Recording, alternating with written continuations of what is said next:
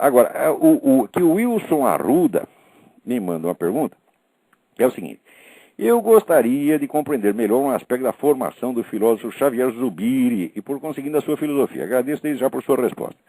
Segundo Julián Marias, na História da Filosofia, seu livro História da Filosofia, Zubiri teve como principais mestres Ortega y Gasset, Juan Zaragoza e Martin Heidegger. Ele naturalmente sofreu a influência desses três filósofos na concepção da sua filosofia.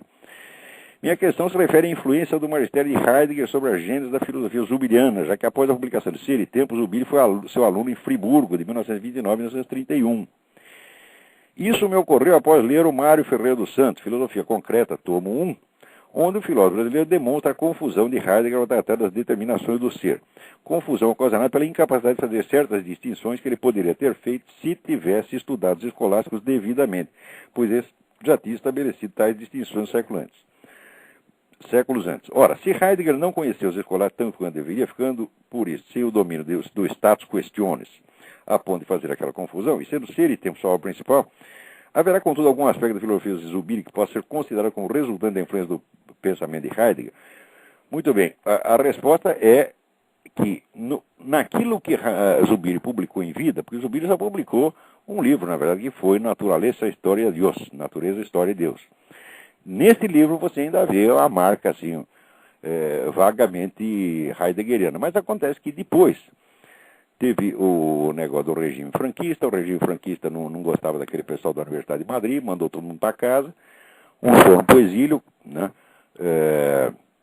como o próprio Ortega y Gasset, e o Zubiri preferiu ficar na Espanha lecionando para grupos privados dentro da casa dele. Nada mais publicou até morrer. Depois de morrer, começaram a publicar os cursos dele.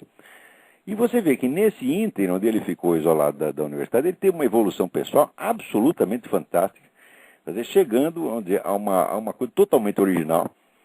Quer dizer, onde, né, ele desenvolve uma coisa que nós podemos chamar talvez até de hiperrealismo, tá certo? Porque na teoria do conhecimento, a tese fundamental do Zubiri é que aquilo que nós chamamos de realidade é o correspondente da forma de percepção humana. Isso é que só para o ser humano existe realmente a realidade objetiva, né? Para os animais não. E que toda esta dimensão, vamos dizer, de realidade é um aspecto que de fato só se revela ao ser humano.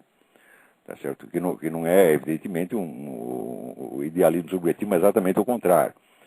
Ele diz que já existe, essa dimensão de realidade já existe para o ser humano, mesmo na percepção sensível. Partindo então dessa base epistemológica, o Zubiri vai, de certo modo, levar o realismo filosófico às últimas consequências. Então isso ainda é tão diferente de Heidegger que não tem nem mesmo como fazer uma comparação, mas o primeiro livro dele, que é curiosamente o livro mais conhecido, que é Naturaleza, História de Deus, ainda existe uma marca de Heidegger, mas esqueça isso porque o Zubiri, a forma final do Zubiri não tem nada a ver com isso.